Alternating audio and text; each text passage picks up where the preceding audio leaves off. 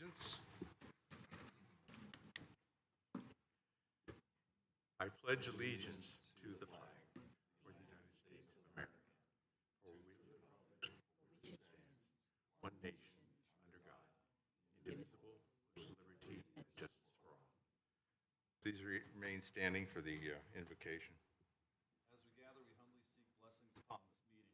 May we act with strength, courage, and the will to perform our obligations and duties to our people with justice to all.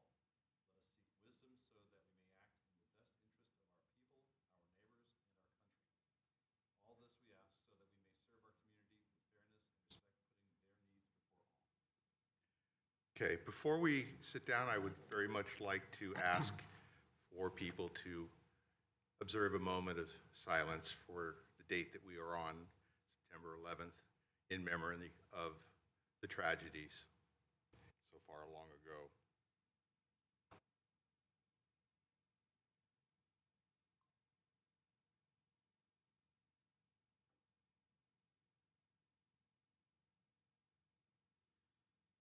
Thank you. You can be seated.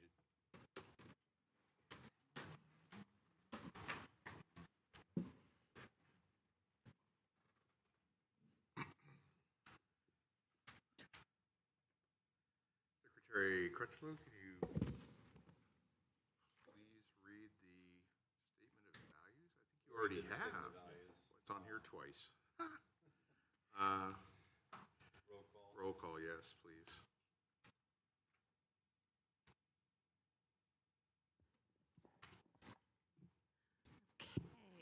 Commissioner Bhatnagar?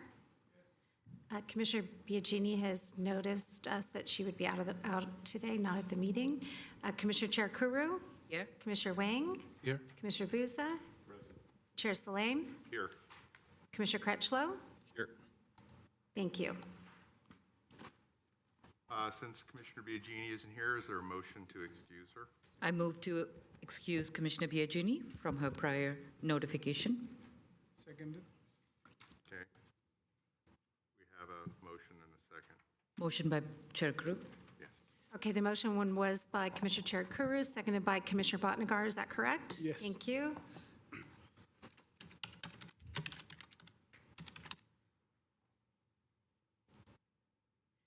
Please go ahead and cast your vote.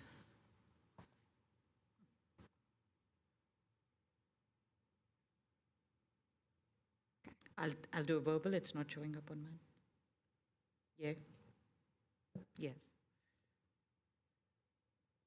Commissioner Chair Kuru, it looks like are you unable to cast your vote? Yes, Okay. it's not coming up for me. Okay, very good.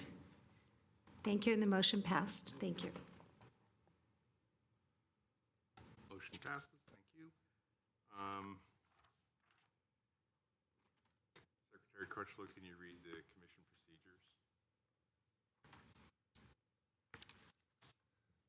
Public hearings are conducted by the chair in accordance with the following procedures. The chair of the commission directs all activity during the hearing. All comments shall be addressed to the commission. Any item on this agenda may be continued to a subsequent hearing. Applicants will be allotted up to 10 minutes to present and justify proposals. Following staff presentations of the item, other speakers will be given up to 2 minutes. The applicant is allotted up to 5 minutes for rebuttal of comments. No additional comments will be accepted upon the close of public hearing, although the commission reserves the right to direct questions to any speaker on any matter. Special procedures time limits may be applied to any items as prescribed by the chair. Appeal of commission actions must be filed within writing within 7 calendar days. Chair? Okay. Copies of the current agenda and staff reports for each of the items on the agenda are available from the Planning Division office on the Friday afternoon preceding the meeting and available online. For continuances and exceptions, this part of the meeting allows for applicants, members of the public, or other interested parties to request an item be continued without hearing, withdrawn, or taken out of order. Is there anyone wishing to pull something and pull it out of order? No? Any members of the audience or online? Chair, I have an item not out of order, but one that was withdrawn that's on the public hearing agenda That is item number 3, 1485 Bellamy Street. The appellant withdrew the application today, so we will not be hearing this item.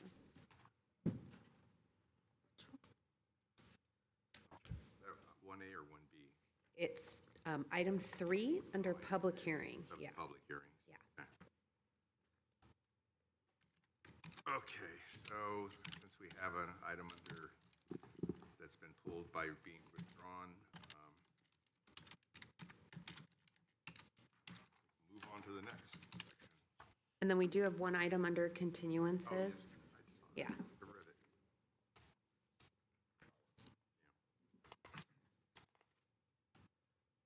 One item under continuance is continuance from August 11th, 2024 for action on conditional use permit for a new unmanned AT&T telecommunications facility with the installation of a 60-foot tall mono tree at 3111 Benton Street.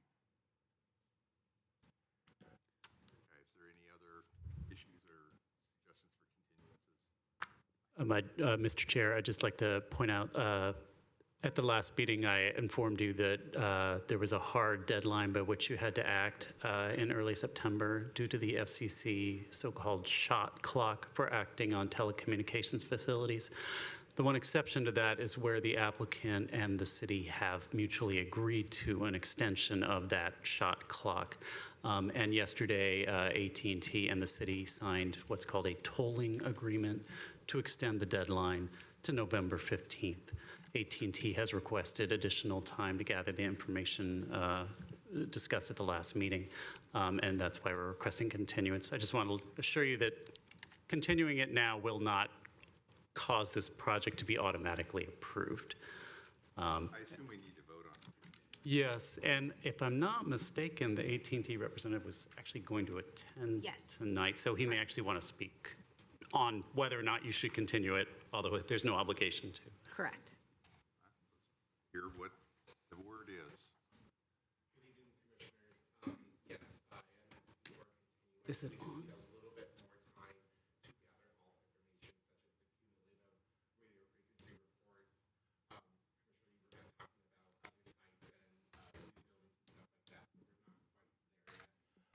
So I would appreciate if you do accept this continuance.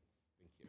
And we appreciate that. So try hard. Okay, so do I hear a motion to continue? A move. Please continue. Okay. The motion was made by Commissioner Crutchlow. Moved by Commissioner Lowe, seconded by Botninger. Okay, thank you. Oops.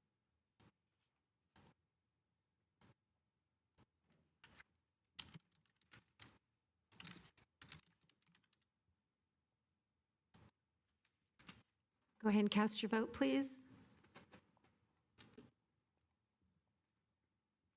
Thank you, and the motion passed. All right, so we have a date for that, I assume? We do not have a date certain. We will renotice the item. Thank you. You're good until later.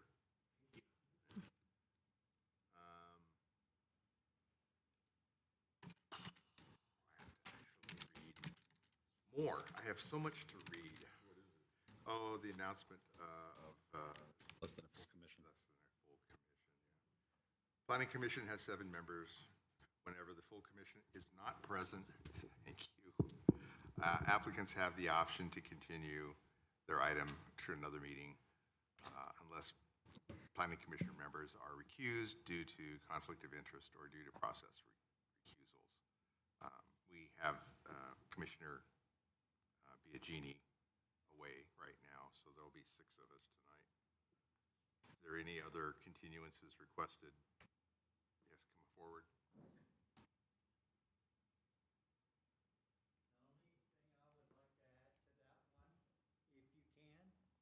Is no one's getting any kind of notice of these hearings all the way around that antenna. I have several neighbors here that live in the back, several on the side. She's my neighbor, and nobody's getting a notice of any of this transaction. And they should be involved, just like AT&T and y'all. So, Well, when at and T returns to get the hearing, there'll be a 1 week ahead notice to everyone that is in the radius, which I think is actually larger for this particular item. So you should receive a notice, and you can also check the website for upcoming agenda items if you're concerned. We don't meet very often, so it's not like it's going to be a mystery. it would be nice if, like I said, if we could at least get around.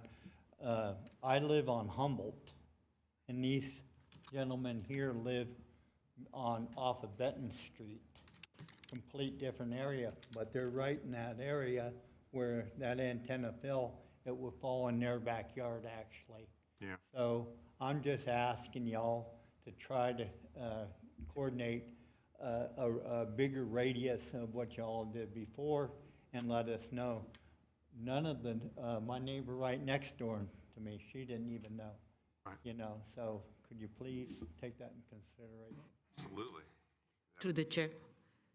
Yeah. Just a quick note, if all the neighbors who are here can give their addresses, even if you are getting through the mail, we will, through staff, make sure that your current notices, wherever you need to receive it, you can get that communication.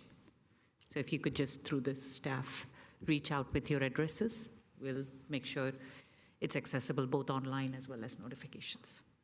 That's definitely a double check, so that if your address is in their hands, there absolutely should never be a miscommunication.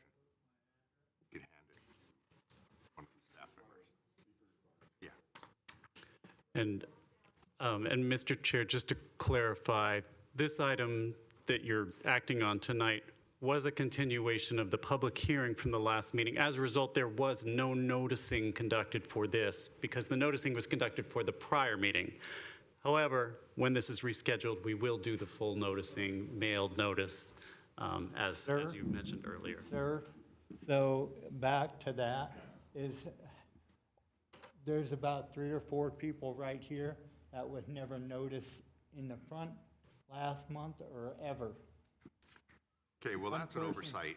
I don't think that's going to be repeated, so we'll make sure of it. Please, yeah, absolutely get your address into the hands of someone who can collect it together for the noticing. So since we are continuing with renoticing, do we need to close public hearing and reopen it when it comes back? We'll simply open the new hearing on the new date. It'll be a completely separate hearing. You don't need to, We left the previous one, oh, yeah. so we have to close that one in order to open it.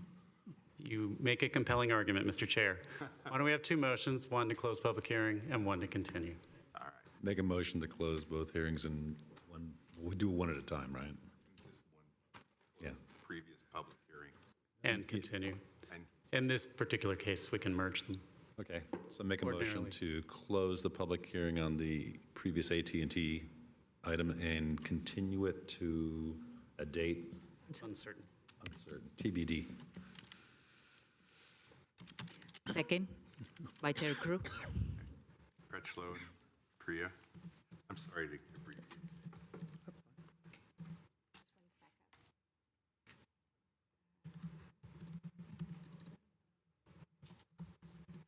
The motion was made by Commissioner Crutchlow. Who seconded it? Priya. Thank Chair you. Crew. This is to close public hearing and continue the item to date uncertain. Go ahead and cast your vote.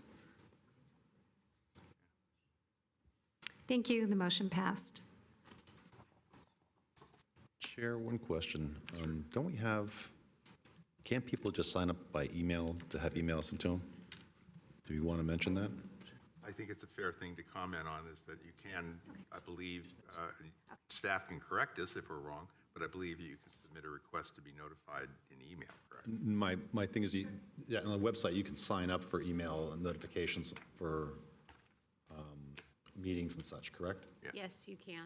So if you want to, you can also go to the website of Santa Clara, and there is a way to sign up for notifications as well.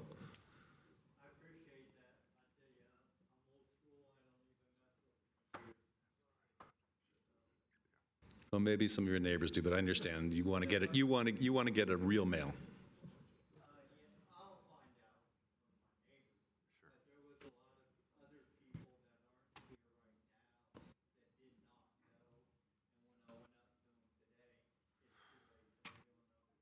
Understood.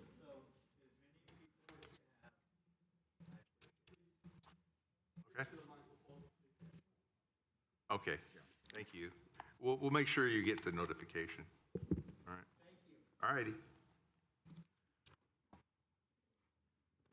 All right, I guess we're moving on to the consent calendar. Will you please read the procedure for consent calendar? The procedure for the consent calendar is as follows. Consent calendar items may be enacted, approved, or adopted by one motion unless requested to be removed by anyone for discussion or explanation. If any member of the Planning Commission, staff, the applicant, or a member of the public wishes to comment on a consent calendar item or would like the item to be heard on a regular agenda, make this request now. Items listed on the consent calendar with associated file numbers constitute public hearing items. And the items today, item 1A, Planning Commission meeting minutes of August 21st, 2024. And item 1B, consent item, action to approve a resolution for a variance for 1296 Chapel Drive, previously heard at the August 21st, 2024 Planning Commission hearing. I move we approve the consent calendar items, 1A and 1B. I do have a color commentary on 1B, just observation and thanking staff. I'll second, and then please go ahead and comment. Just wanted to acknowledge the variance findings. Thank you, attorney, as well as staff. And also, I noticed that there was that triangle that was line of sight, and there was a comment made that staff would ensure that any other obstruction in that triangle, site of triangle, would be taken care of. We appreciate that. Just want to make sure that staff, is that through the building materials submission process?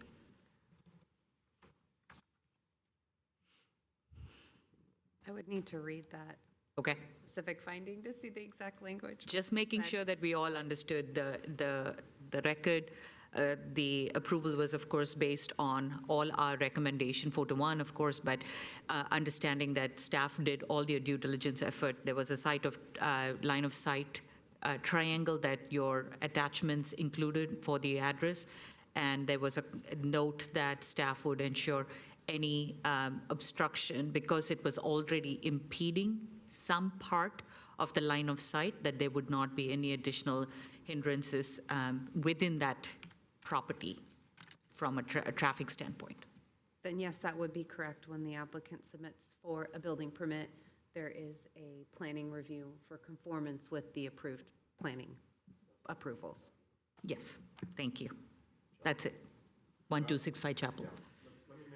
Let me make a comment on that.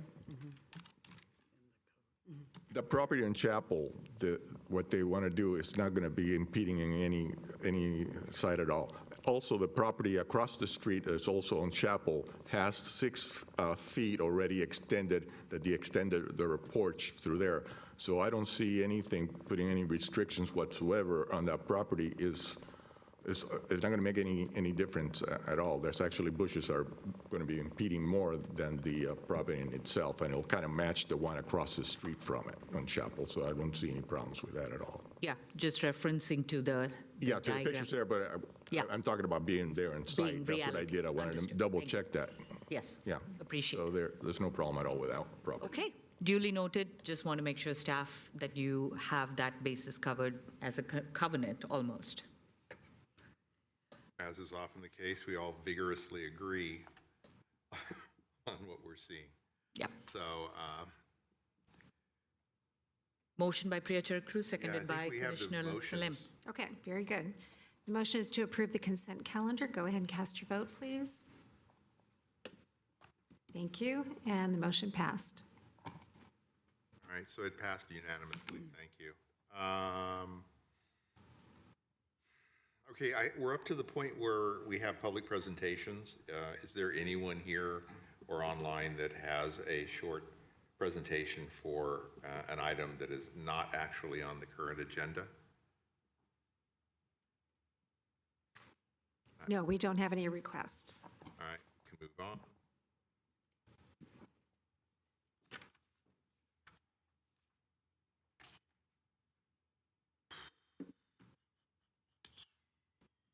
right, I guess we're up to the public hearing at this point.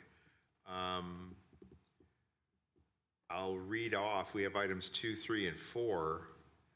And item 2 is the public hearing on the recommendation on 4 corrective amendments to the zoning map for properties located at 3005 Democracy Way, 807 Washington Street, 1430, 1435, and 1448 Madison Street, and 2805 Bowers Avenue. Is there a staff presentation? No? Yes, thank you, Mr. Chair. So these are 4 corrective amendments to the zoning map that was adopted in July. And the purpose is just to address 4 inconsistencies that were discovered and to get everything, or to get the zoning map in conformity with the general plan land use diagram.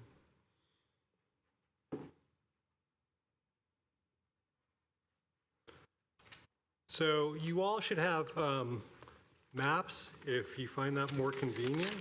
So the first, and they have the letter designations that were presented in the staff report. The first is the Mission Point by Kylie project at 4995 Patrick Henry Drive. Those parcels were originally zone PD zoning with the Yahoo project. And that was subsequently canceled in May of 2020. But due to a clerical error, reversion to the original ML zoning district that was applied to the site was never shown on the zoning map and still showed the parcels as PD. So when the council adopted a new zoning map, it carried over that PD zoning instead of having the zoning apply that's consistent to the general plan land use diagram. So the parcels are proposed to be rezoned high-intensity office, consistent with the adopted general plan land use diagram. So in the second case, letter B, 807 Washington Street, which is right near the Mission Library. That's a 0.2 acre site that's being rezoned from PQP public, quasi-public to R16L single-family residential to reflect the existing use of a single-family residence on the site, which is a recent change from a more public use. The third set of parcels is 1435 Lewis Street and 1430 and 1448 Madison Street, which is just south of El Camino. Those parcels were incorrectly zoned R3 multifamily, consistent with the existing multifamily uses on all of the sites, but they all have existing PD zonings that should have been carried over. And staff is proposing to reinstate the PD zonings that were originally applied there before the zoning map. And the fourth case is 2805 Bowers Avenue, which was recently, which the City Council on August 27th approved a general plan amendment from high intensity office to light industrial to conform with what was the site's light industrial zoning district and the uses that were taking place on site. So that, the rezoning that's proposed is to be consistent with the recently adopted general plan amendment. So, and staff's recommendation is to adopt a resolution recommending that the City Council adopt the revised zoning map consistent with the city's general plan land use diagram. And I'm available for questions. So I have a question to start off with.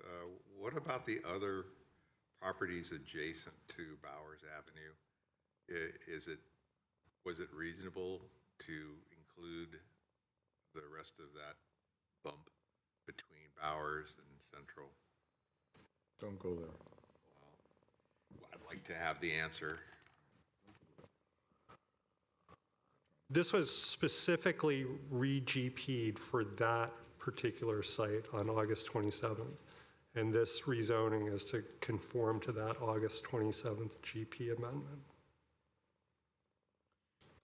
It was a specific request of an applicant as opposed to something that was taken on by the city. Okay, go ahead, Mr. Booth. Mr. Chair, that property there is too close to residential and also a park, and I don't see it going to being changed from what it is already. I know that what they want to do is put the data center in there. That's why they're looking for changes in there. And you're just too close to residential. You're less than a block from residential areas. I don't think it merits to change completely.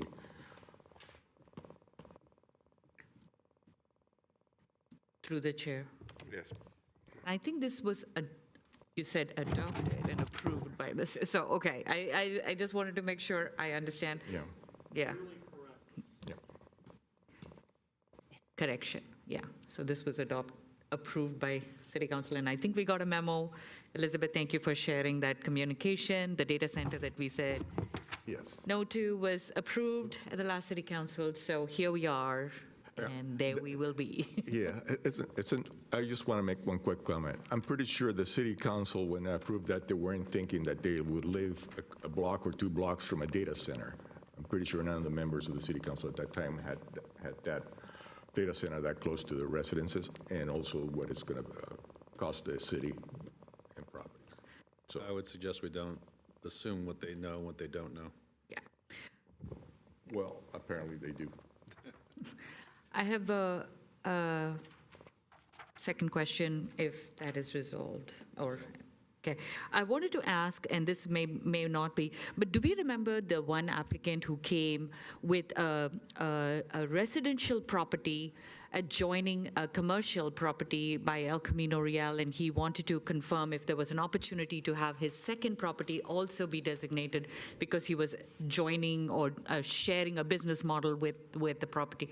Where would that kind of a request, or we talked about zone map Yes. somewhere? Okay, So I can, not losing my mind. I can update you on that. So that, that particular property was directed to be included in the El Camino Real specific plan update. Okay. Because it needs a different general plan land use designation. So staff will include that property, change the general plan and zoning at the same time. Okay. It'll be a number of months down the road, but it's in that process. Got it. Okay, so it's not in this El Camino plan. And the station area specific plan, am I saying the STA? Okay, whatever. Is that also going to happen in similar, where it would have its own land use Correct. designation and zoning plan and general Correct. plan? Yeah, we Okay. just started that process, so we're probably a year and a half out, Okay. maybe 2 So years. this is current correction, Yeah. with more coming along. Okay, appreciate that. Quick. Were the adjacent homes notified of the zoning change? Yes, we did send notifications out for all 4 of these properties. Or do we have anyone here? Wait, we want to open to public comment? I'm just asking if anybody raises their hand, are they here for this? Excuse me. You said you sent out notifications to adjacent, how close did you send them out to? Is it 300? 300 feet. 300 feet. I thought we already went beyond that, because I live right by there, and I didn't receive anything. None of my neighbors received anything. So 300 feet 300 doesn't even, that's nothing. Excuse me, if you live within 500 feet, you would not be able to participate. I don't live 500 feet, I live more like 1,000 feet. Oh, okay, I thought you said you live within 300. I'm sorry. Within 300 feet, it's not enough, because at 300 feet, the only persons that you're going to be notifying will be the trains that are going over the tracks. That's the only thing that's 300 feet from there. After the tracks, then there's residential, and there's a park, and so on. So that's what I'm saying, that's not enough. I know this is not the item we're on, but just to inform the commission, I'm meeting with planning staff on the outreach policy next week, so it's, the wheels are turning slowly, but we will get that to you eventually. Okay, yeah, I think what we're we're in some agreement on here is that people that could be affected are not hearing about it. I suspect some would be here tonight if they were. So this is now becoming more of less of an annoyance and more of an urgent requirement so that we are serving the people's expectations. Yeah, okay. Well, I know that this has already been approved, so now we're doing paperwork, correct? Correct. Ordinarily, this particular site would have been included with all of the other approvals, but the error was not discovered in time to bundle it, and the applicant didn't want to delay their hearing on the main project. So that's why this is sort of trailing. Okay. How about the property that is near the library, I think you said it was, on Washington Street? Were people notified around there, I assume, too? And no one objected? The same 300-foot notification went out, correct? Okay, yeah.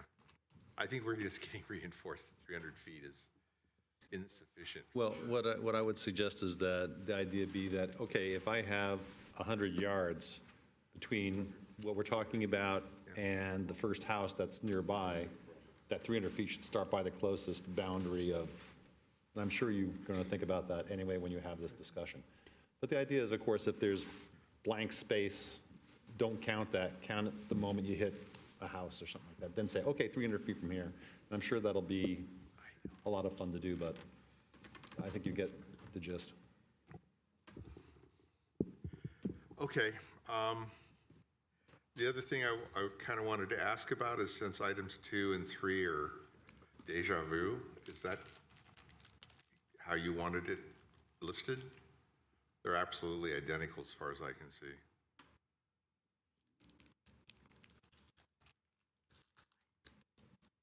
Or is that a copy-paste error?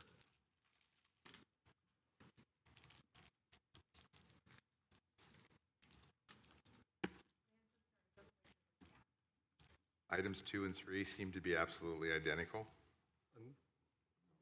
Not on the agenda that we have. Interesting. Not on Cheat our sheet. agenda, maybe it's on the cheat sheet. Yeah, yes. Yeah, it's the same for the cheat sheet that Elizabeth, you gave us. Maybe it was just our version. Yeah, it's probably ours, not necessarily what was published on the site. Item 3, I'm sorry, you're correct. Item 3 is 1485 Bellamy Street is on the agenda. Okay, it's not on here, but we'll get to that. Correct.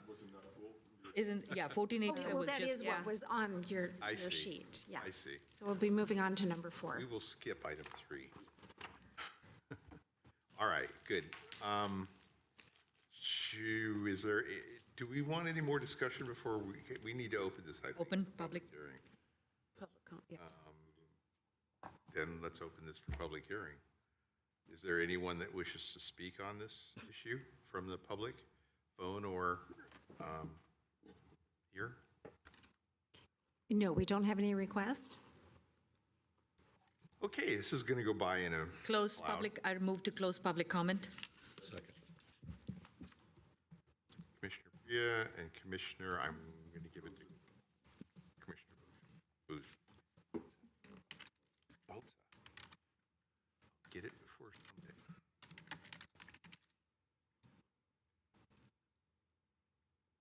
Go ahead and cast your vote, please. Thank you. And the motion passed. Just a quick question, does this resolution need any CEQA clearances for this map? Because the recommendation is only resolution on the online. I believe the agenda report stated that this falls within the scope of the previously approved addendum. You don't need to take an additional action to sort of re-ratify that addendum. It's already been acted upon.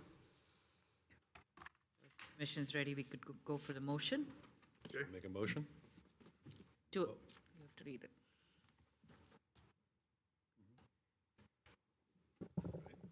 Oh, Move to adopt a resolution recommending that the city council adopt the revised zoning map consistent with the city's general plan land use diagram. Okay, the motion was made by Commissioner Cherukuru, correct? Seconded by Crutchlow? Okay. Commissioners, Crutchlow motion, seconded by Commissioner. Bhatnagar. Sorry, I should be reading these out for you. Okay, the motion is to approve staff recommendation 1.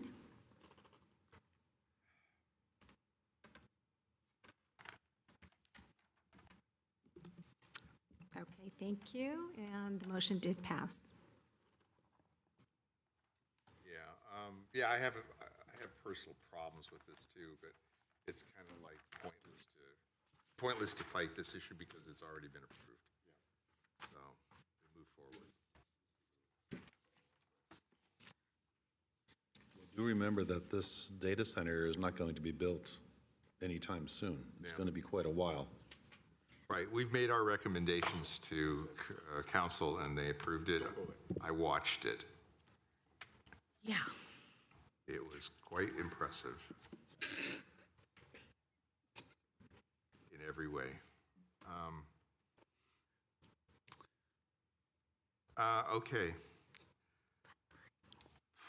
We can move on to item number 4, which is a public hearing, action on rezone from PD to planned development to high industrial and variance for parking for the property located at 2201 Lafayette Street. I assume there's a presentation on that as well.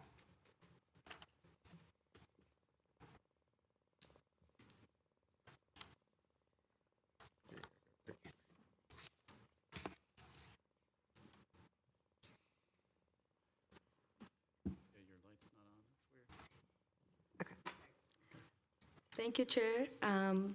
Nimisha Agarwal, Senior Planner and Project Manager for this project. Sharing my screen.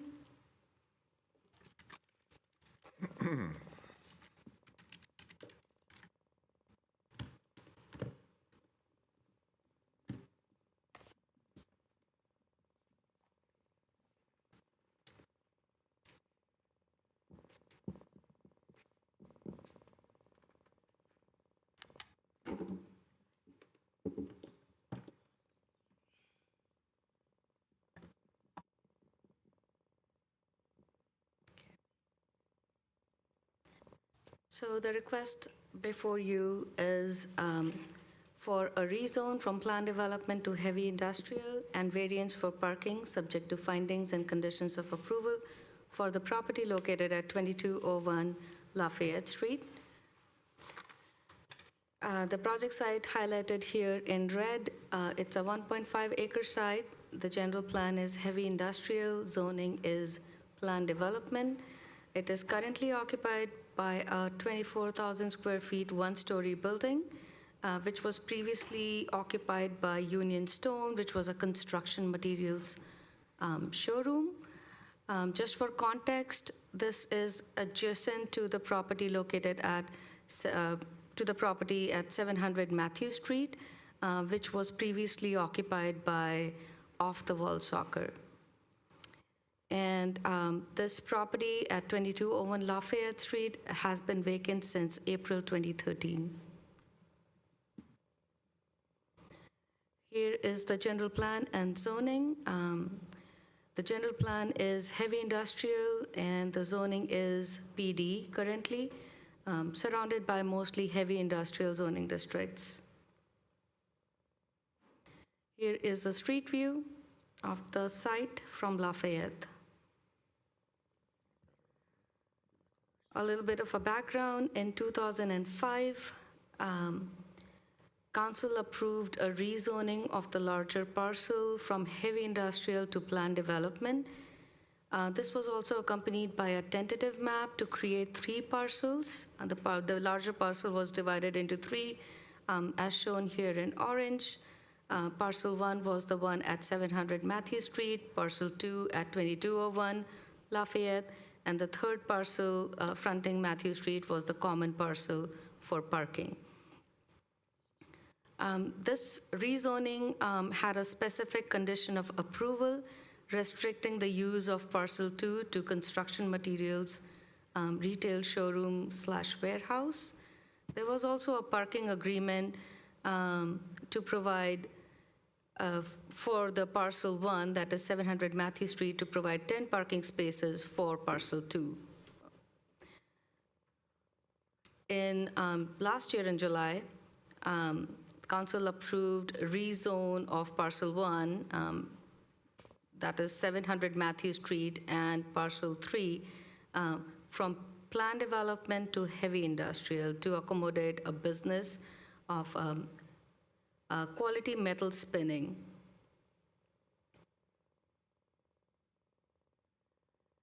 So the current project includes only the parcel at 2201 Lafayette Street. The proposal is to do minor tenant improvements to accommodate a change of use, which is product engineering, manufacturing, and development.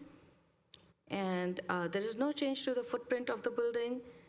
The scope would trigger requirement to provide 5-foot sidewalk and 5-foot planter strip along the project frontage to match the adjoining site to the south, the frontage. It would also be required with the rezoning to provide the required parking, the trash collection, which was not previously on this site. So the project would provide 7 parking spaces and trash bins on the parcel at 700 Matthew Street, and I will go over it a little bit more on the next couple of slides. The project also plants a 24-inch box tree in the planter strip and provides bike racks. The business would have a total of 15 employees with staggered hours of work to be at that location. This is the existing site plan showing the 10 parking spaces that were provided on the parcel at 700 Matthew Street for the subject parcel. It is also showing the property line, which kind of crossed through the existing parking spaces that are on the fronting Lafayette Street. And the reason for that is in 1978, there was a grant deed, which asked for the dedication of about 8 feet of the project front of the property for future street improvements. The project is also required to provide the 5-foot sidewalk and the planter strip, and these requirements kind of with these requirements, the parking that was located on the front is infeasible because there is not enough room to kind of ingress and egress out of those spaces on site. And so these need to be relocated to the back, including the accessible space that was located on the front. Here is the proposed site plan, which shows the 5-foot wide sidewalk and the planter strip and the bike racks to the front. The applicant has provided the required landscaping in the front. And they have on the back provided the trash collection area, dedicated trash collection area, which will be accessed through the Matthew Street. And then they have relocated the accessible space on the back. With that, they are able to provide 7 parking spaces, accommodate a total of 7 parking spaces, where the total requirement for this site is 18 parking spaces. So they are deficit on that. The request to rezone, so to explain the first bullet on this, as you're aware, council approved the zoning code update in December of 2023, and with that, some sections of the zoning code were in effect, including the parking requirements, but the zoning districts were not into effect until recently on August 15th of this year, when the zoning code when the zoning map was adopted. So therefore, that explains the first bullet, that the zoning regulations of the MH zoning district for the classic code will apply to this application, while the parking requirements for the current code would apply. And sorry, I did not explain that our current code has that provision for pipeline applications. that the regulations that are in place when the project is complete or cleared at the project clearance committee, those would apply. And so this project was cleared on July 30th of this year before the zoning districts were in place. And so that kind of long explanation to the first bullet on this slide. The project meets the setback requirements and the landscaping requirements, and as I explained, is deficit in parking, provides 7 parking spaces on parcel 1 and where 18 are required, and they have signed a new parking agreement with the parcel on 700 Matthew Street for the 7 parking spaces and the trash collection and storage. The request for variance per the section 18.124.050 of the zoning code, the planning commission has to make the findings listed in that section. The variance is usually granted for properties that are deficit or have unique condition. In this case, there was a unique or unusual condition created with the rezoning and the tentative map in 2005, which created a substandard conditions for parking on parcel 2. The existing buildings were constructed in 1970s with reduced parking, and then also the grant deed in 1978, which included the 8-foot dedication along Lafayette, rendered the parking in the front setback area unacceptable. Further, this project would actually repurpose the existing industrial site that has been vacant since April 2013, and it would also help extend the complete street configuration that is there on Lafayette Street south of this property. And the variance is necessary for the preservation and enjoyment of the substantial property rights of the owner. The project is categorically exempt from CEQA per section 15301, class 1 existing facilities, as it is proposing only interior remodeling and minor exterior modifications to the site without expanding the existing buildings. Staff recommendation is for the commission to determine that the project is consistent with the class 1 categorical exemption per section 15301, existing facilities of the CEQA guidelines, adopt a resolution approving the variance for parking, including the required findings, and adopt a resolution recommending City Council approve the rezone from planned development to heavy industrial for the property located at 2201 Lafayette Street, subject to findings and conditions of approval. That concludes the presentation. I'm here for any questions. Applicant is also attending online and is available for any questions. Okay, Do we have staff questions first? Anyone? I have some questions. Okay, I have here, I went to the property and I looked at the property. Looks like there were already operating businesses in there. 1/3 of the building is for offices. It looks like the front part is already offices are being occupied there. I'm very familiar with that property. In the back, the agreement that they sign is only for 7 parking spaces, and it's only Monday through Friday from 8 to 5. That's the only time they can use for parking. That's the agreement that they sign. Also, regarding for the 7 spaces, there's not any spaces available for ADA for handicap parking at all in the back, and there's no way for them to from the back to access. If they put handicap parking in the back, there's no way for them to go to the front through there isn't an opening that will take you all the way to the front where their offices are. So I have pictures here that I took of the location. I don't want to make sure that we are on the same page with what we're looking at. So the front, there will be nothing available in the front for them to do when they put the sidewalk. There's no parking at all in the front. It will be the 7 spaces in the back, which shows that they're already occupying those 7 spaces. And even if they say they're not operating, those spaces are already full, and they're parking on the other side they're not supposed to be parking too. So I have pictures here that will prove that too. So I think that that business was intended, that space always was intended to be for storage. That was always used for storage. And the businesses were there before, they're using it for storage, like you said, for stones and so on. And that space has been vacant a lot longer since, I remember in the mid-'90s, we were looking for a storage place for automobiles. And we looked at that place and we just didn't want it for classic car storage. So we refused it. So I'm very familiar with that space, what it looks like and what it's entailed, the thing. So I don't think they're being quite honest with what they're going to be doing in there. It's going to have more than 10 people working there, or 12 people at one time. Okay.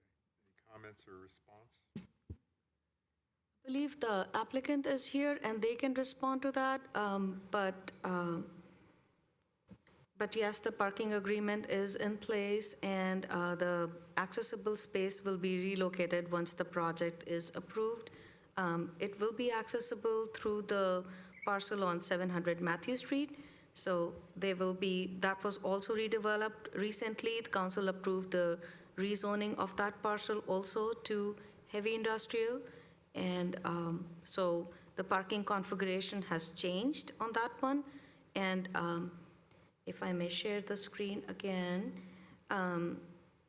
the parking that is on the rear currently is also going to be removed to make sure that the spaces that are provided are accessible.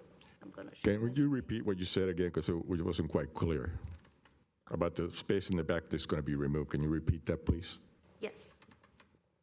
Let me share the screen first.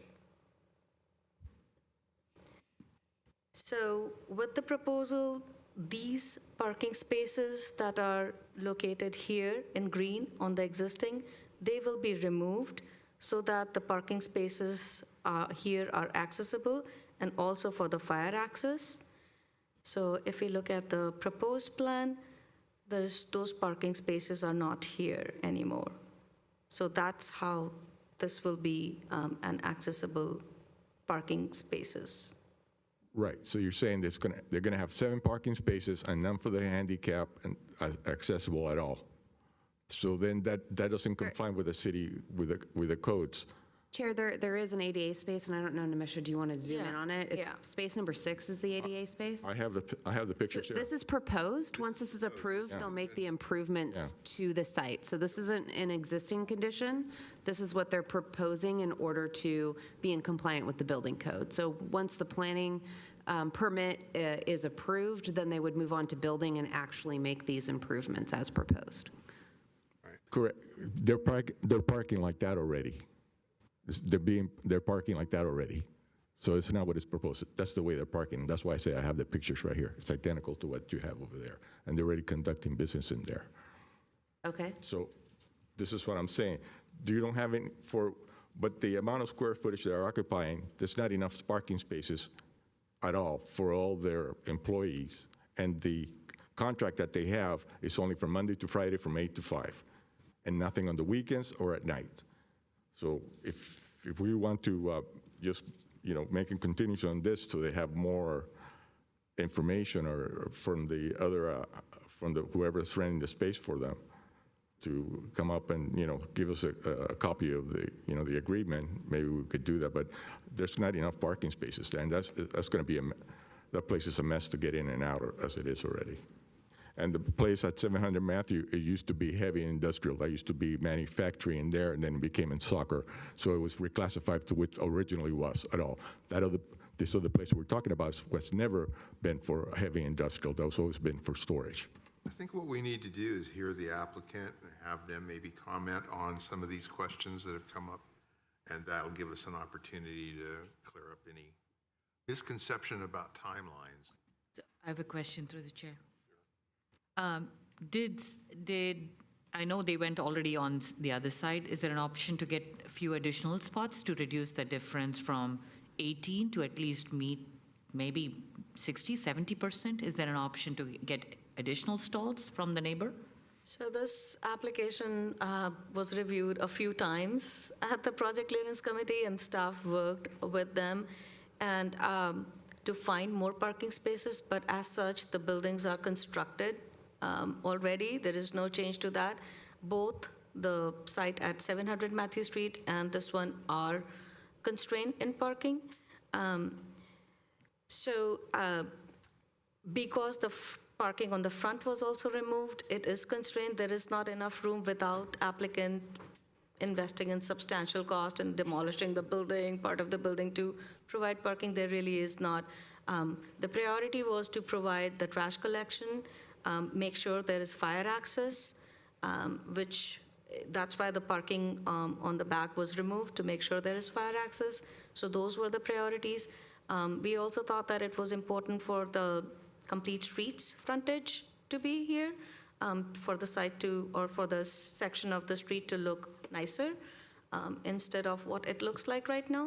So those were the things. And the previous rezoning approval on 700 Matthew Street also included variance for parking, landscaping, front setback, etc.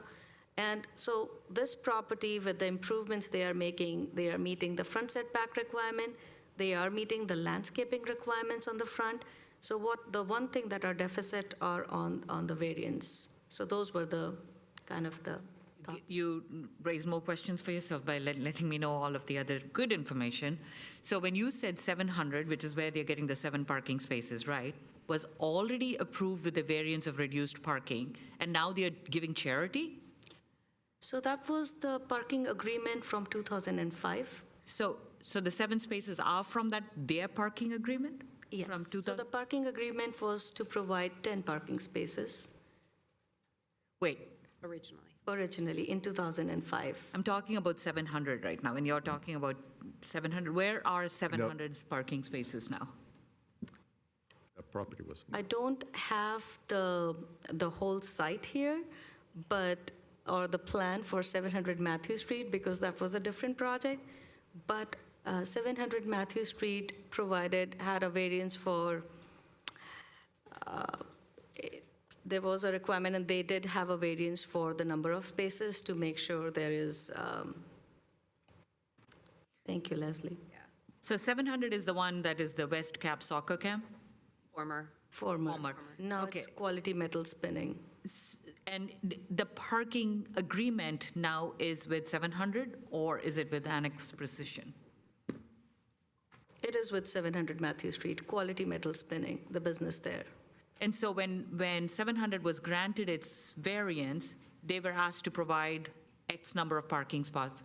Does this 7 impact the agreement for 700's requirement to have their parking spots?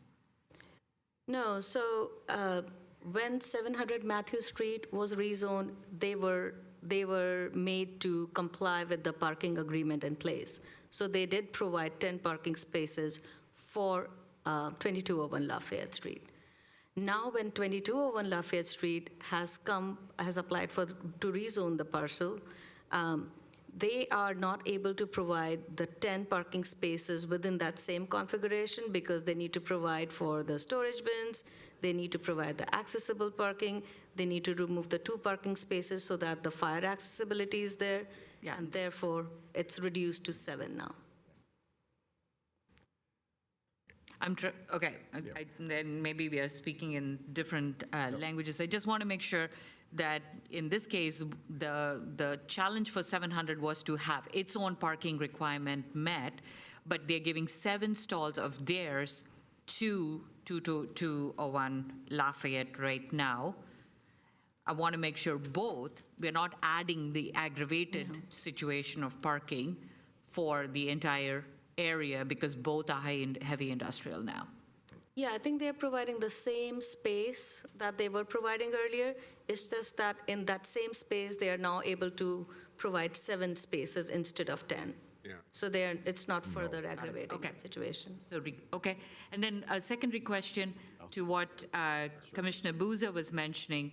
The ADA stall ideally should have been where the doors are, which I'm sure the applicant probably has. Is the officing by the back door or the front? So the back has the storage, but they are going to treat the back space for the people driving in, the access from there, and the front will be for the pedestrians or the bike. You know, they have the bike racks Is in the the front. officing by the, Office in this- inside the Right. space? Is the officing by the front of Lafayette, or is it by the back where the parking stalls are? It's on the front. Okay, It's towards so the you- front, and the From an ADA applicant can parking come. spot, you see that they are traversing in a wheelchair all the way from the back end of the property to the front? Well, I mean, it depends on where they're going, right? If they're an employee, they would be accessing the whole building. So they will have to have, per building code, an ADA accessible path through the building. Okay. In general. Except no the offices are in visitors? front. So visitors and employees would be using those 7 parking spaces at the back. There is a man door at the back Okay. to access the entire This building. doesn't feel right to have the officing all the way to the front with the ADA stalls. It's normal code requires your proximity and your travel path to be closest to your place of destination. For an employee, I can understand. For a visitor who is now going to have a driveway from way back to travel all the way to the front of the building, just, again, a question for the applicant probably, it just doesn't feel that the layout is thought through. They're just doing it for the sake of. Almost like block to block. So I'll pose the question again for the applicant, but just wanted to highlight that for staff, that the spatial program doesn't align with the ADA plan.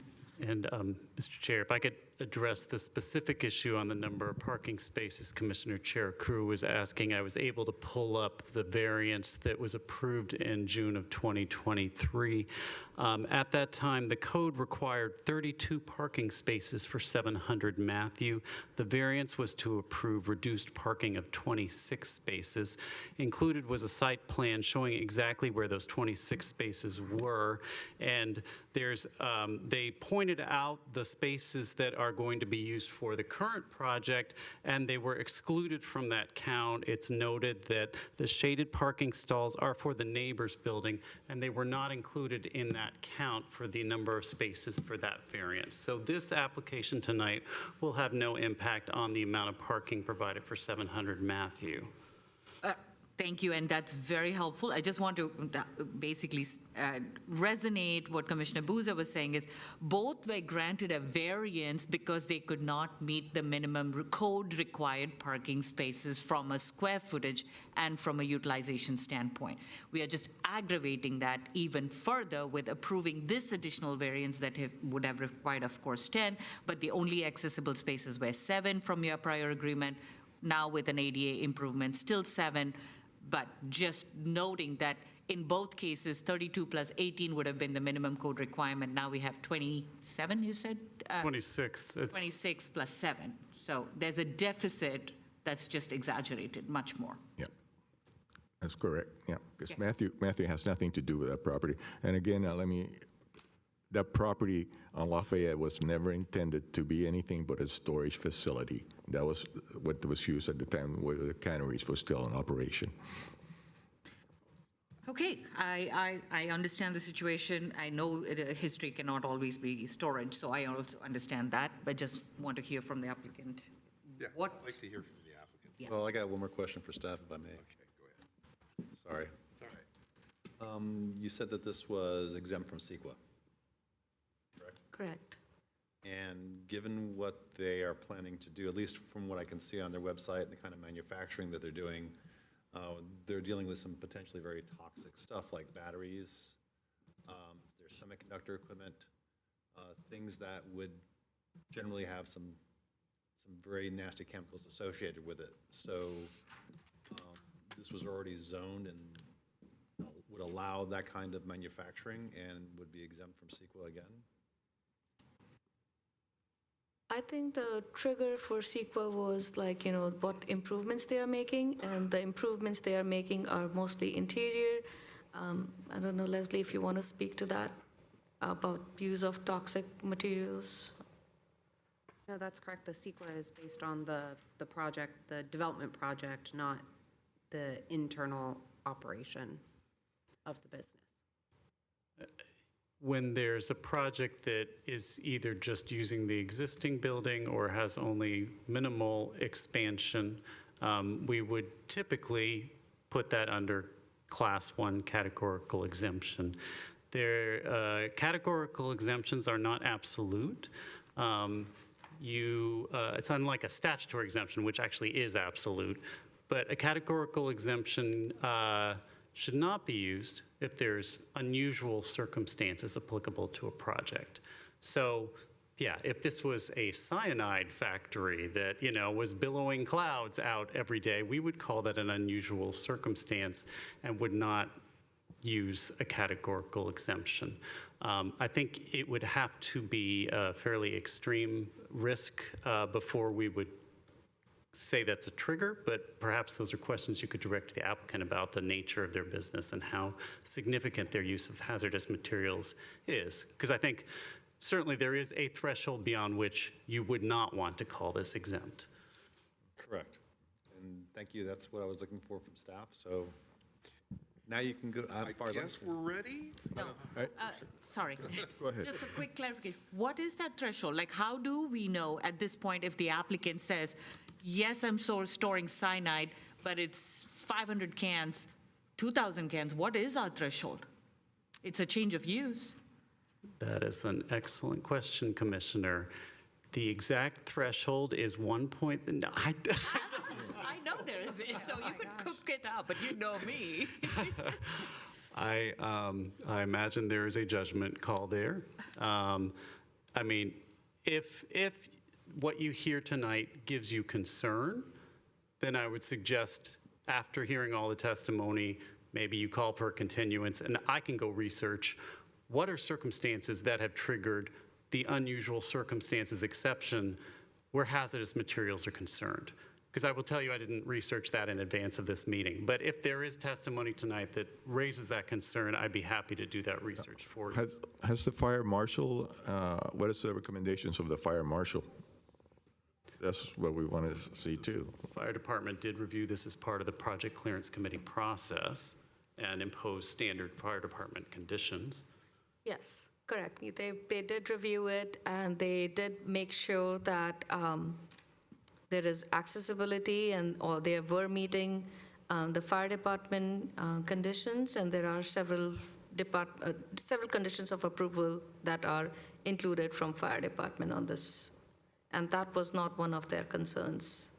Because they asked what was being stored inside? Because we did ask for a detailed project description, and there was actually a lot of discussion around that because we wanted to understand their water usage as well. And so we did ask the applicant to provide a clearer project description that was reviewed by all the departments, and there wasn't a concern about that. And also, if you note on conditions of approval, the fire department did put in condition F5 in regards to hazmat information. So prior to issuance of a building permit, they asked for the list of hazardous materials to be submitted to them. That's a For good call, and if occupancy. it's cyanide, would CEQA be triggered? So the fire department does have, has guidelines or codes as for the storage of hazard and use of hazardous materials, which they issue permits for and review. And they do actually have specific thresholds Yes. within the fire department. If you're storing beyond a certain amount of hazardous materials, that triggers a separate review process. The city's what's the CUPA definition? Certified Unified Program Agency, where we can review hazardous materials management plans for companies that store or use hazardous materials. So there's a process for them to give all the numbers to the fire department at least, and then they have to comply with They do certain. their job absolutely well. I just want to make sure it'll never come to the light of public, though. I've got a quick question. What's the width for heavy industrial? What's the width considered? 100? For the building, the width of the building for heavy industrial? What is the minimum width of the parcel for heavy Yeah, industrial? because the building is just like a long hallway. What's the width that they want, that that the city requires for heavy industrial classification? Oh, dimensional Yeah, dimensional. requirements? I Yeah, mean, yeah. Curious. we have parcel size limits, Yeah, but I don't know about not- building size, and it would be under the old code, actually. Yes, it will be under MA. Is it 100? Lot width is The minimum lot width is 100 feet. Well, that building's only 78 feet. That would be for a new lot, though. This is an Yeah, existing this legal is an lot of existing record. lot. Yes, correct. This is grandfathered. But there was never heavy industrial though, so you're starting It from was scratch heavy- then. It was previously heavy industrial. Until 2005, when it was rezoned to planned development. Correct. Are you talking about Matthew or The Lafayette? entire parcel. Lafayette. Yeah. So 97 it wasn't. I don't have the history of the lot transitions handy, but I'm trusting that you have reviewed that part of it. Can we please hear from the applicant? Yes.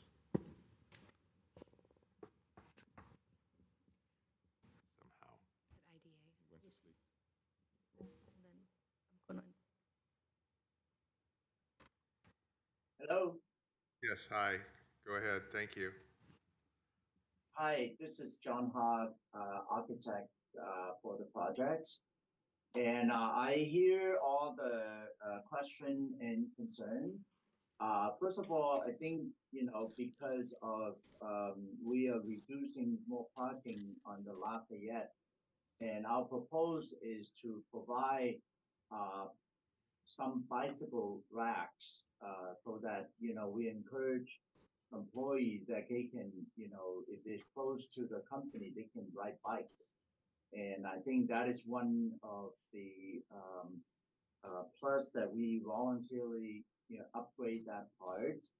And in regards to the battery, I want to clarify, they are not making batteries in this facility or whatsoever. What they are doing is they assemble some equipment that can be converted to use battery. So they only use a very small amount of battery to test their assembly of their equipment. And when we submit to the building, and I'm pretty sure we will have a MMP for the fire department to review whatever the chemical or whatever they store.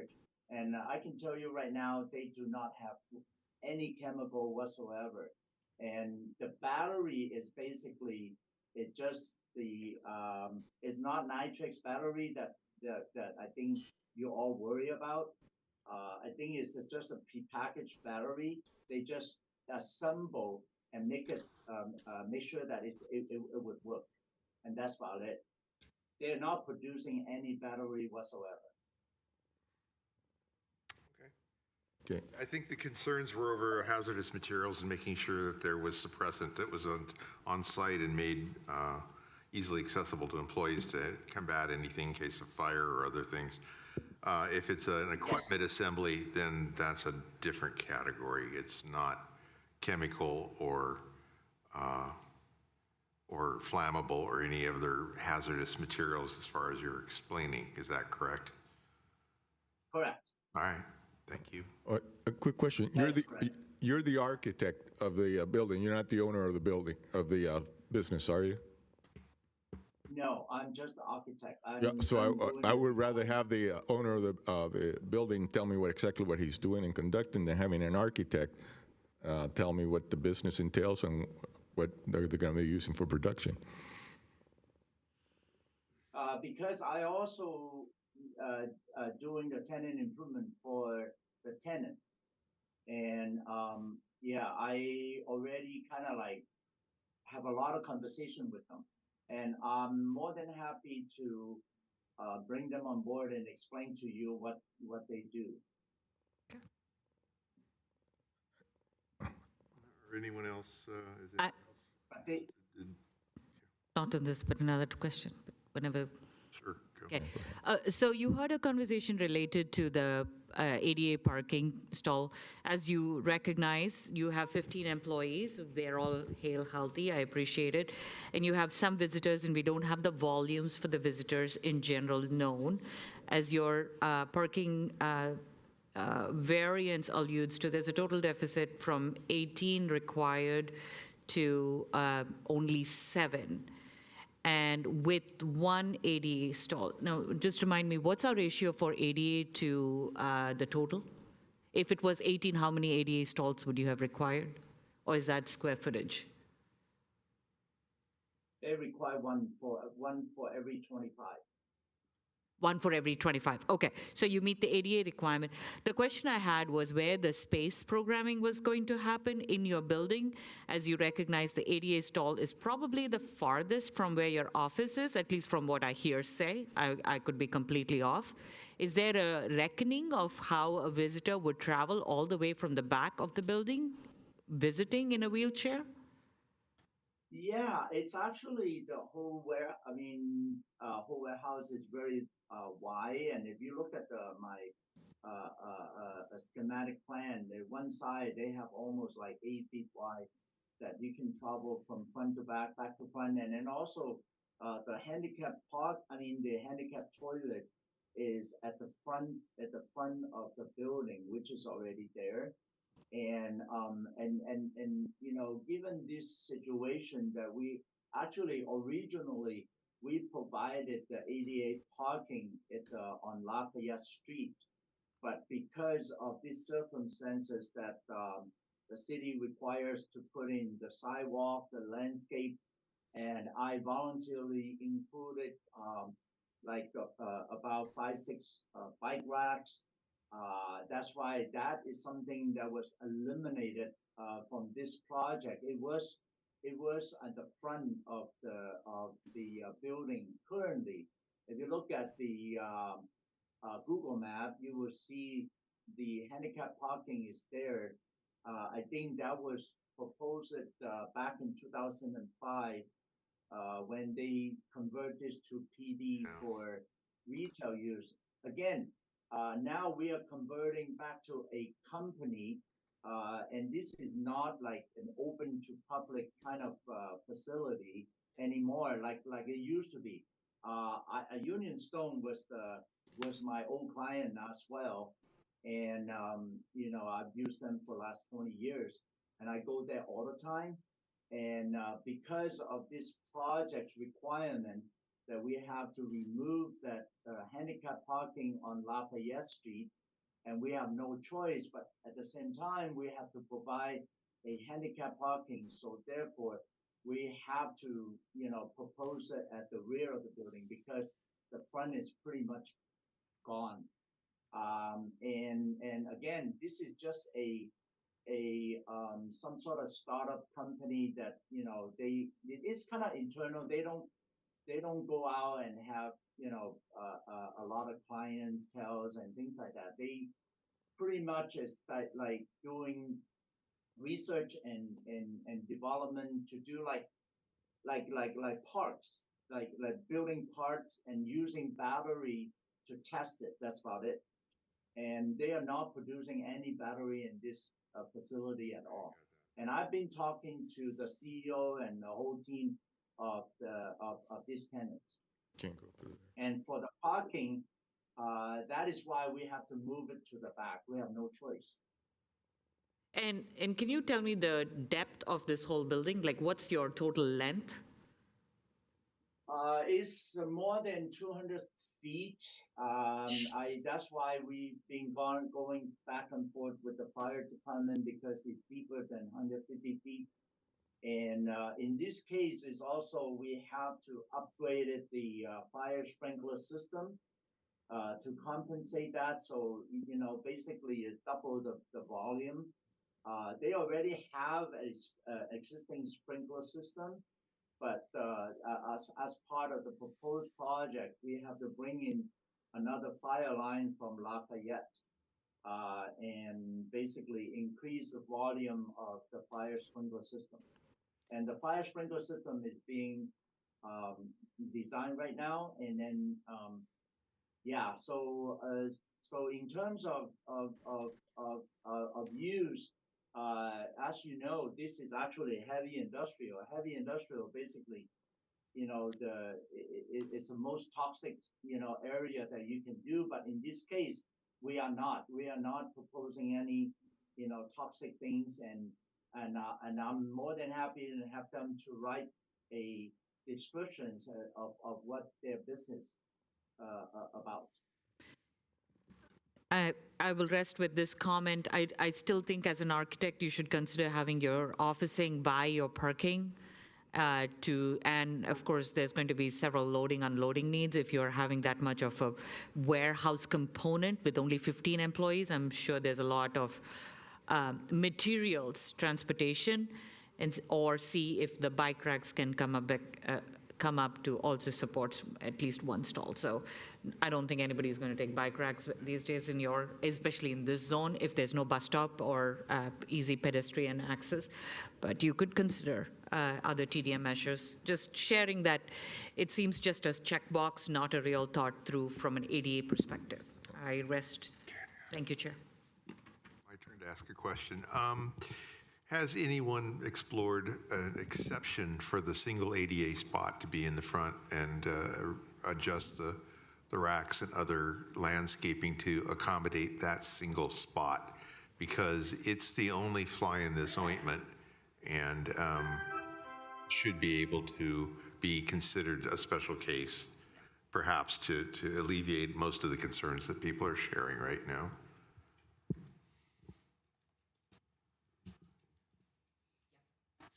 Mostly for staff and the architect. Has any investigation been made to put the ADA spot only as an exception in the front? So we did explore that option. There wasn't enough space to provide the accessible space per the standards. We did ask the building division, and they said there could be some exceptions made. However, in reviewing with the building division, it seemed the better option was to have the accessible space in the back. Yeah. Because there is a man door as well, and have a complete street section on Lafayette. Okay. So that was the thought behind that. I understand that logic. I was just asking if there had been a review, and if there has, then we can move on. Yes, we did take that into consideration. Okay. Other questions?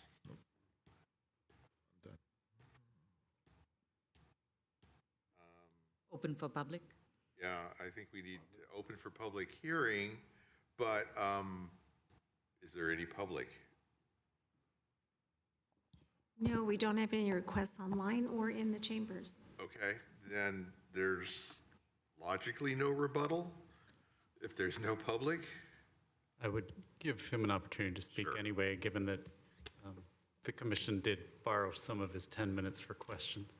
Yeah, I'm fine with that. If the architect would like to speak any more about the process or their concerns, then we can move forward with that. I think they get 5 minutes, Yes.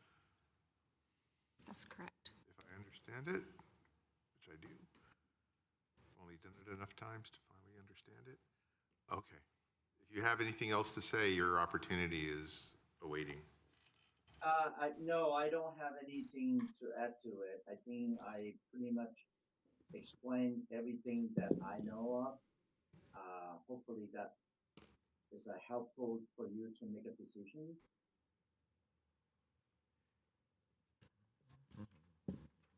Okay, then I move to close public comment. Second. Commissioner Priya and Commissioner Gretschel.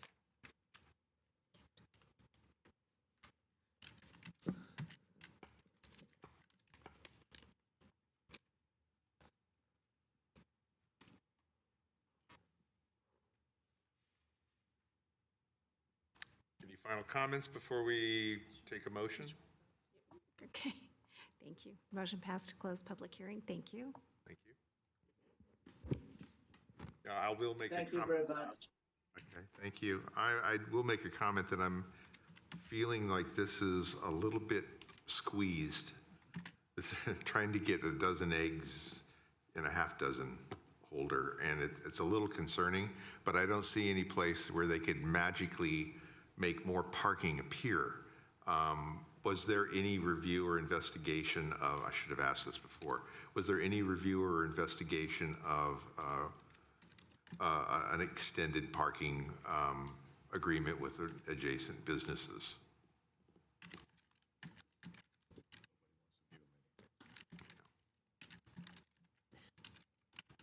I'll let the applicant answer that question. I'm not aware of any other than the 700 Matthew Street. If the applicant would like to comment, were there any other businesses contacted for possible overflow parking?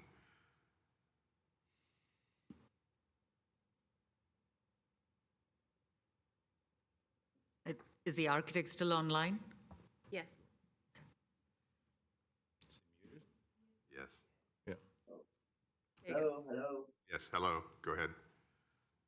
Yeah, I can bring this up to the building owner for them to explore if they have any options. And I think if they still have, it all depends on what the building one at the back, if they do not use them all the parking that they need, I'm pretty sure, I can ask the owner to approach them and see something that they can work out to have shared parking. Yeah, none of this addresses the issue of the distance for the ADA, but it's just a consideration, and then we can make it as a part of a motion to have a report on possible extended other parking agreements. Especially because this is going to city council. Yeah, exactly.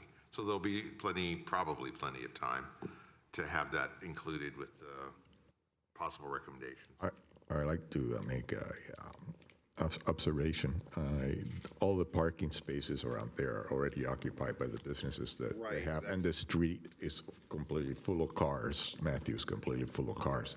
Lafayette, there's no place to park there, and there's residentials across the street That's on why we Lafayette. ask the applicant. Yeah, there's, I don't know not where our they're going job to to put. Is guess. there? No, there's no parkings available. I'd like to make sure that they have the opportunity.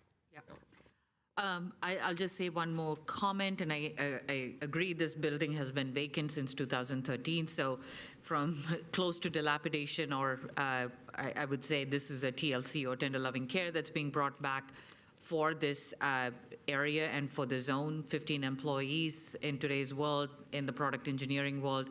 I appreciate that Silicon Valley is coming back with innovation and looking for opportunity areas to revive technologies. So I will vote in favor, but I want to make sure that the recognition of this constraint is not lost on us, and want to make sure that every due faith effort is made before going to City Council to look for additional parking spaces, bus passes, making sure that the employees are given appropriate VTA or shared transit options, and of course, encourage bike. The other is to also see if there's a shuttle program that somewhere they can also align with their close partners, as this area becomes much more technologically oriented, even in its heavy industrial classification. So I know storage is going away, it's a myth, and so is retail. So I appreciate the applicant and the proposed use, but just want to acknowledge the constraint as well. Thanks, Chair. Okay, so public hearing's closed. I can entertain a motion.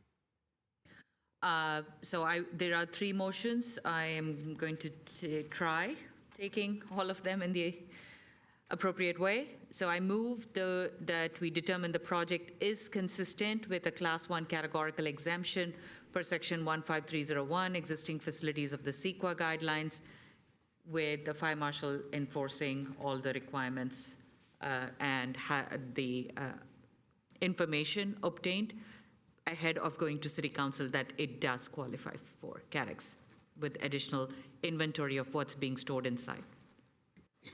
Thank you, I seconded it. I apologize. Would you repeat the last part of your motion with the additional information? What? To the fire marshal and to the ahead of going to City Council, that this project truly qualifies for CADEX. That word qualifies for what? Categorical exemption. Oh, for CADEX. Come on. Thank you. Using that sequel lingo, that's the first time I ever heard that. Come on. getting Sequa late. to Sequa. EX, not CADEX. My apologies. A little slow tonight. Okay, with a fun note, I hope you caught Motion by Commissioner Cherukuru, myself. I seconded, so, Okay. yeah, I hit the button. I'm sorry. No wonder you tricked me there. Trickied you. I wondered how that happened. The motion is to approve staff recommendation 1. Motion was made by Commissioner Cherukuru, seconded by Chair Salame. Please cast your vote. And I'll make sure your full motion is reflected in the minutes. Yeah, I have a comment on that later.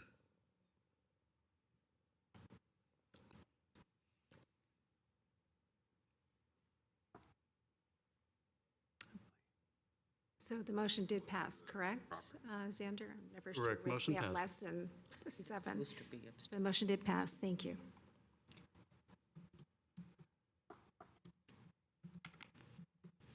For the second motion, am I good to go? Adopt a resolution approving the variance, this is solely on Planning Commission, for the parking, including the required findings, acknowledging a deficit of 11 spaces. 11 spaces.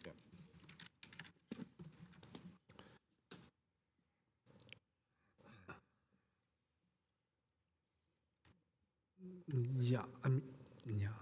And with the additional condition that the applicant explore all options with surrounding properties, shared parking agreements, shared transit agreements, parking passes, and of course, bike racks to enable other modes of transit for employees. Yeah, they have bike racks, but the other parts, it's good.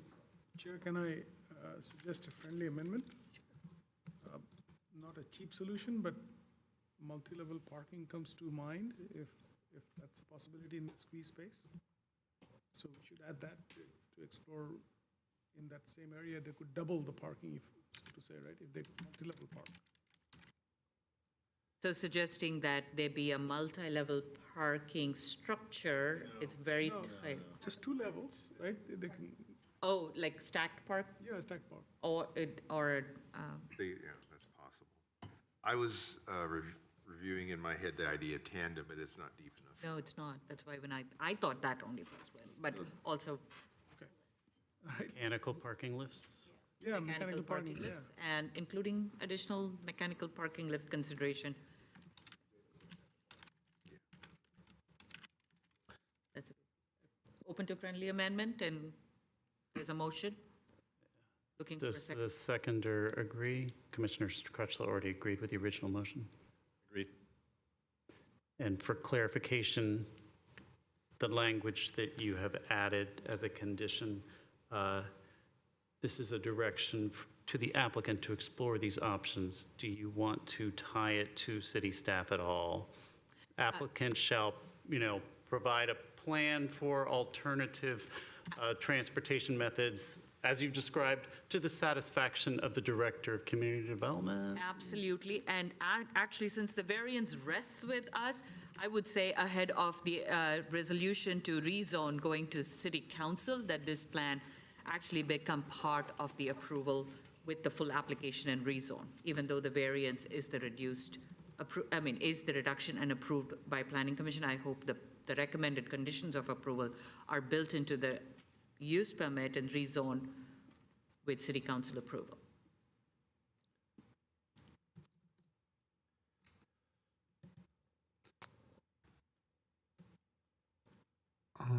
Yeah, I understand the 2 farm parking spots removed. I know the chair also asked, and I understand the staff reviewed.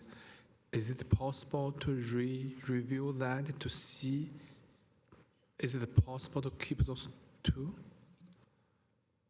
Anything is possible, Commissioner Wang. We just need to make a friendly amendment. Which 2 parking spaces? In the front? In the front? Yeah. Since For ADA. I understand the depth is insufficient, but there are other ways to park diagonal. You could go straight. The ADA is there right now. Yeah. That way, but it's small.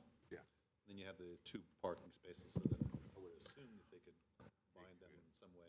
The ADA has to also have, not just be classified as ADA, but it also has to have an area next to it for a ramp deployment if it has a ramp, a handicapped vehicle has a ramp that folds out to Has get a it. no parking. Right, so you have to have it almost the same size as the parking space. It could be a regular parking space, which would still And make, two, yeah, you have to have You have then 2 two. parking spaces, you have 1 Yeah. parking space, the other side is used for the ramp. yeah.